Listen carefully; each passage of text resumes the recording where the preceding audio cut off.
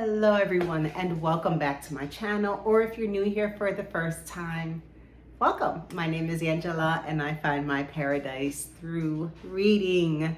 Today I'm going to do something a little bit different because I was messing around in my apothecary, putting together some tinctures and whatnot. And I remember when I did that big library book sale and I had gotten a stack of books related to herbalism, and I had said that I had been studying herbalism and all that fun stuff. So I was going through my books and because I was making new tinctures and whatnot, and then I was like, well, let me bring you along and show you what I've done with those books, where I put them and what I've been doing with them as far as my apothecary and home remedies have. Okay, so this is just a little spot in my kitchen. This is a little wall, and yeah, I think this cabinet is pretty much mostly just all dedicated to my herbal remedies and my apothecary stuff. And then this side I kind of have like the books, and then down here I have like teas and things that I use. So let me just bring you a little bit closer, and I'm just going to give you a little bit of a tour so that you can see what I've been talking about. So let me bring you closer. Okay, first I'm going to bring your attention to this cute little sign. It says the Wickedly Curious Apothecary: potions and elixirs, poisons, balms, and tinctures. I just like the little witchy vibe. That's kind of like what I'm going for, right? This cute little witchy vibe. And I like to just like pretend, and you're gonna see exactly what I mean. I like to pretend that I'm putting together like potions and elixirs, because in a way, I guess I really am, right? So I have this sign, which I love. Keeping with that vibe, I have, if you guys remember when I bought this book not long ago, The Lost Spells, Robert McFarlane and Jackie Morris. Okay, it doesn't really have to do with my apothecary and herbal remedies or anything like that, but it's keeping with that, the spells and witchy kind of vibe. It's a beautiful, beautiful book. If you haven't seen it, oh my gosh, like every page is glorious and beautifully illustrated all throughout. I have been reading this little by little. It's just gorgeous, just absolute. I can't say enough about how gorgeous this book is. I love it. So I have it here on display because it's just so beautiful. Okay, then I have like my little nightlight fireplace glowing. It kind of like flickers, and it's just, I just think it's just so cute. I love that. Then I have my two teapots over here. Let me move it a little bit. Okay, so this is just like regular teapot. This one I've had for a very long time. I got this for Christmas, and it's got the little net in here. So I put all of like my loose leaf teas and whatever I'm making in there, and it steeps, and then pour it out. But this I use like pretty much every day. This is what I use the most. Okay. Then I have my favorite teacup ready to go. So that's always ready, along with the little spoon. And then here I have like my honey and agave syrup, and that's what I use to sweeten my teas. Okay, here I got this as a gift. It's like a beautiful mixing bowl. And then in here I have yarrow. It is a dried plant. If you haven't heard of yarrow, let's see if I can show you.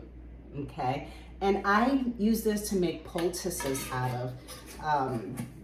So basically I'll like mix it usually in here with a little bit of water, and I'll make like a thick paste. And this is great for when you cut yourself. So you have like any issues with bleeding, you can use it in tea, make tea out of it. But I use it, yeah, definitely mostly for cuts and scrapes. And so it will heal very quickly. It stops bleeding, antibacterial. It's just amazing. Okay, so then I have my marble, pestle and mortal, there you go. This is so heavy. I love this. I got this in Florida. It's so heavy and it's really great for like crushing things. Okay. And then let me turn you around here so you can see. Okay. This is like my favorite spoon. I got this. It was like a fair trade spoon. I forget, I think this was made in Africa, and it's just, I love it. So this is what I use when I'm scooping out my loose tea, and this is my tea straw. So if I want to, I can just put the hot water in my cup, throw the loose leaf tea in there and let it steep, and I can just sip it straight through the straw, and the hose will filter out the tea leaves. So that is an option. But I also have this when I'm making just 1 cup of tea, and I will put my loose leaf tea in there, stick it in my teacup with hot water and let it steep. And then when I take it out, I put it on this little tray, and so it doesn't drip all over the place. Love that. Here, these big jars back here, these are different kinds of teas that I order from Club Magic Hour. I love their teas so much. So I got them in these jars. These are these dark violet jars, so no sun gets into these, and so the tea stays fresh. They're airtight with these lids. I mean, they're amazing, and they smell, oh my gosh, they smell so good. I love their teas, 100%. I recommend them. Club Magic Hour. Go online, look them up, order their teas. I love them. So this one I have here is Ruby Moon. I have Renewal, which is an oolong tea. I have Child's Pose, which is a kind of relaxing bedtime tea, like a sleepy time tea. And then the other one that I have is Bohemian Breakfast. That's a black tea, perfect coffee substitute. It smells amazing. It tastes amazing. I have never tasted a black tea that tastes that wonderful. I just love them. I can't say enough about their teas. So those are the teas that I have. Then here, look, it says dragon scales. What's actually in here is dried mullein. So I do have a label on the back that says what it actually is. But I had gotten a pack of these like fun labels, again, keeping with the witchy vibe, and like I'm making potions and elixirs and stuff. I think they're just so fun. But mullein, it is like dried leaves. I don't know if you can see, there you go. And I use this, like I have a lot of like breathing and respiratory problems. So sometimes if you notice in my videos, like I sound like I'm out of breath or I'm coughing, I do have respiratory issues. And then mullein is amazing for that. So I do put mullein in my teas. If I'm making any kind of tea, if I'm making my black tea, if I'm making my bedtime tea, I will always put some mullein in there, and it helps me with my breathing. And I notice that when I do this every day, I don't have to use my rescue inhaler as frequently, and I don't need to do any special breathing treatments, the albuterol fog treatments or anything like that. So mullein has helped me a lot. But not just for people with breathing issues. This is great for like cold and flu season, anytime you're congested, things like that. So mullein. Okay. Then I have 2 little bottles here, and these are our little tinctures that I made. One says Tongue of Snake. This is actually wild lettuce tincture that I made and bottled up here for my use. And this is for pain. I get a lot of pain in my hands. I have some in my one hand, this one. I have some nerve damage in there, and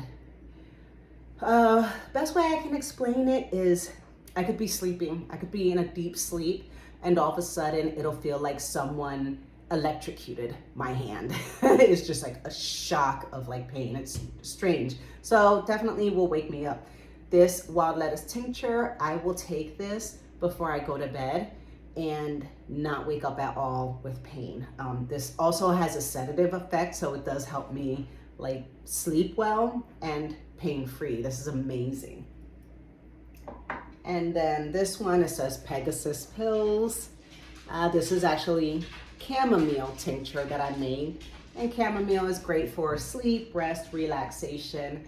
And so I'll take this if like maybe I had like a soda or something like late in the day and I'm tossing and turning and having trouble sleeping because that caffeine is now like just now kicking into my system. I'll take this and helps me get to bed. So let's get into this cabinet so you can see what I have going on in here. So at the very, very, very top, you can't see, but I do have a case of these amber bottles with the droppers. I think there's like, it's like a case of 36. So I have a lot of these, and that's in the very top shelf. Okay, over here, I have other tinctures that I made. This is plantain tincture that is amazing for bug bites. So if you get a mosquito bite, which I get lots of mosquito bites because I'm out there in my garden, which I actually need to go out there. I'm looking at it from here and I have tons of great green beans that I need to pick. I've been putting it off and some of them are like past their prime. But anyways, so I got a lot of mosquito bites and all I gotta do is take my tincture, put a drop on it, rub it in and done. No itch, no nothing. I swear by it, my kids swear by it. So that's why, oh my gosh, I have a couple bottles. We go through this a lot every year. And we love camping and being in the outdoors. So bug bites all the time. So that tincture's for that. I have a small pestle here, mortar and pestle with a little spout. I got this as a gift as well. And then I have my tiny little funnel that I keep here. And this is what I use to pour tinctures into those tiny little amber bottles. So if you're wondering how I do that, tiny little funnel. So I keep that there. Let me put this down here. And I have like different mixing bowls and spoons and measuring cups and that kind of stuff. All the way back here, I have, I think this is the rest of the mullein. Yeah, this is the rest of the mullein leaf.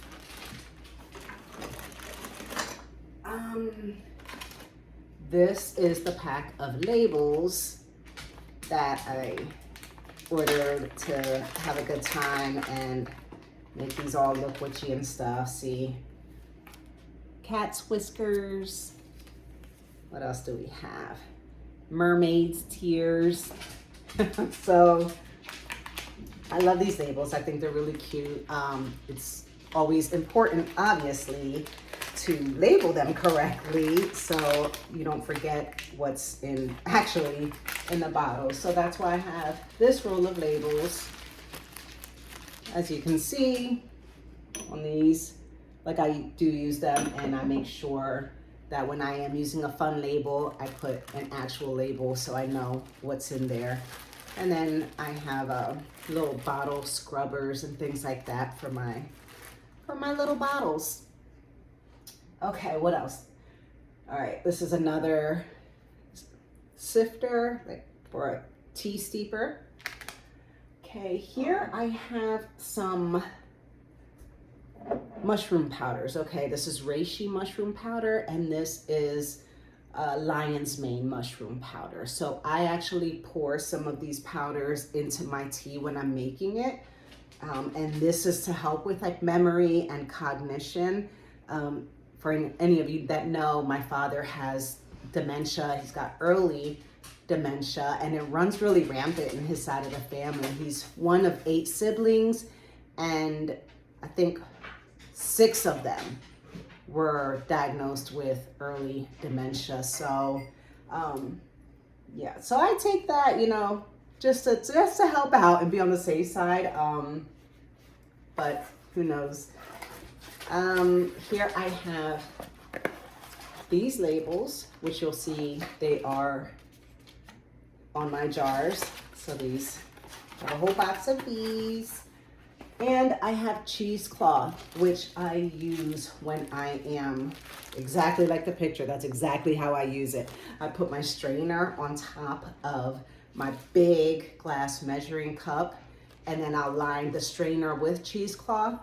And then when I'm dumping these out to strain out the whatever herbs are in here, I'll let it strain through, and then I'll pick up the cheesecloth full of the herbs, and I'll just squeeze and squeeze to make sure I get all of the juices and all of the tincture out of the jar. So, speaking of, we have this one. Okay, this is a chamomile tincture that I have that is currently steeping. So this is in chamomile flowers in 80 proof vodka.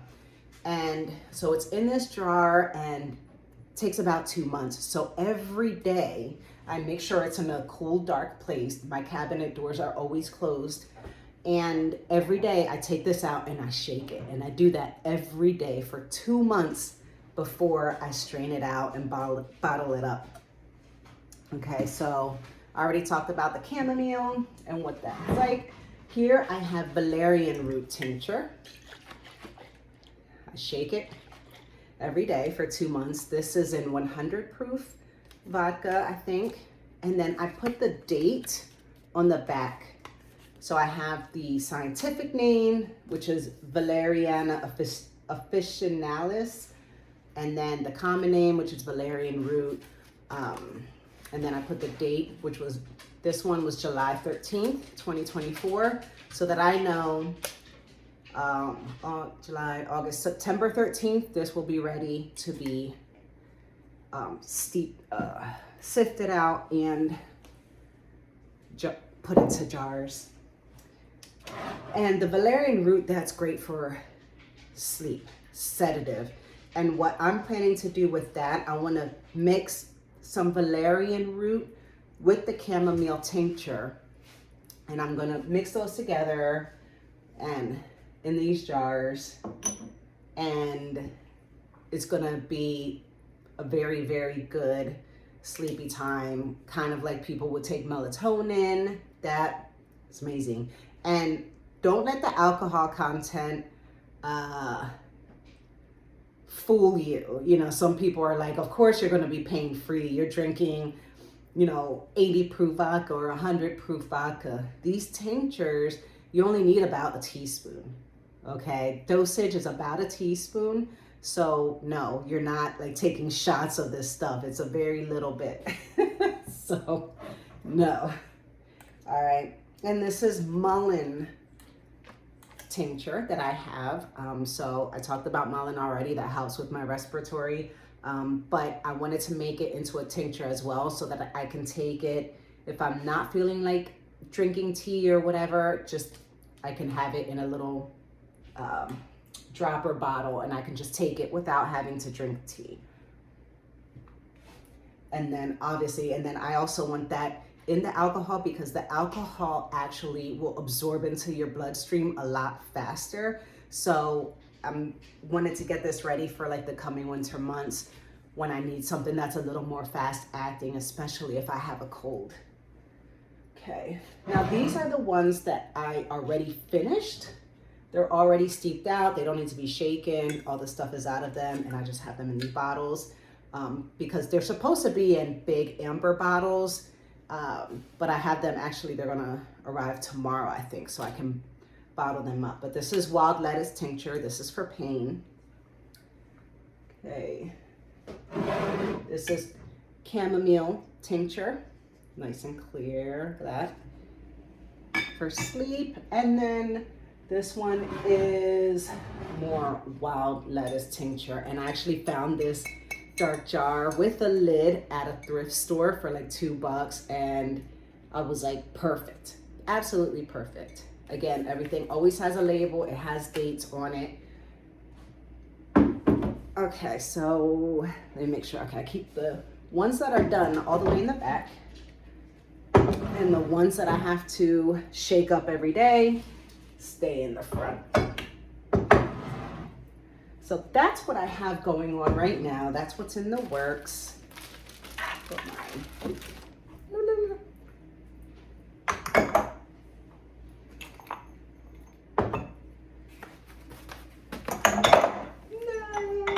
No. It's fine. Nothing spilled. Okay. My labels. I know where everything goes. So, scoop.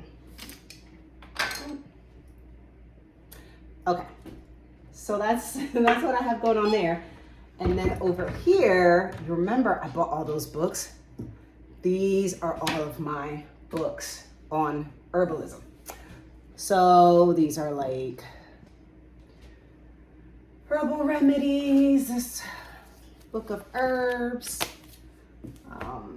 all of this stuff. But what I am excited to show you is this. This is my notebook. I actually started this because I have all of these books, and when I'm looking up a tincture or looking up plants or new remedies, how it's been used in the past, what's the history, there's just so much information, and I cross-reference all of my books. I will see what each and every book has to say about a certain plant. And then so what I'm doing is I am compiling the knowledge across all of these books into this, which is kind of like my notebook. And so like all of its uses, what it's been used for, the history, how to make it into a tincture, what the recipe is to make a tincture of it, or how to make a balm, a salve, things like that. I'm also jotting down notes from my personal experience. What have I used it for personally, and what were the effects? So I love, again, keeping with that kind of like witchy, ancient vibe. And I do love like scrapbooking and stuff. So I did kind of like decorate it, and I want it to be, look at that. Isn't that cool? So yeah, I'm gonna have like a glossary of terms. So I just started it. I do not have a whole lot in here yet, but I'm very excited. And as I learn more and more about herbalism and I experiment with it a lot more, this will, these notes will grow. And it's amazing because I feel like when I'm gone, you know, and my children's children, they'll have this and they can like reference it if they ever want to know like that bug bite medicine that's just been like a staple in our family for years and years. They'll be able to know, they'll be able to make it themselves. Or, you know, the pain, the sleep, you know, anything like that. I don't want it to get lost. And I know that like these books are here, but I just feel like they would go to this first. Like they'll go directly to like mom's writing and mom's experience and like mom's recipes, even though they're, you know, what I got from these books. So yeah, I just don't want it to get lost, and I would just love to pass down that knowledge to them when they want it. So yeah, I think that's everything. I pretty much went through my whole apothecary, which is just a little cabinet in my kitchen for now. I don't know if like, well, I'm sure over time it is going to expand, because I am looking at getting beeswax and the wax burning or wax melting kits with the little tins to make salves and balms and things like that. Right now I'm really focused on tinctures. Like I want to focus on that first and do everything I want to do with that, and then branch out and explore other things. But right now I think the tinctures are really easy and they work for me really well, and I'm very, very pleased with the results I'm getting from using the tinctures. So anyways, Thank you so much for joining me, and I hope you enjoyed this video. This was definitely something different. Not so much book related, as my channel is mostly about like books. But it was, you know, I was going through my books that I had gotten at the library sale, and when I was like referencing my books because I was making new tinctures and things, I was like, hey, I never like showed them what I actually did with those books, and I never showed you guys my apothecary. So I thought that would be fun. Anyways, I will be talking to you soon, and happy reading, folks. Bye.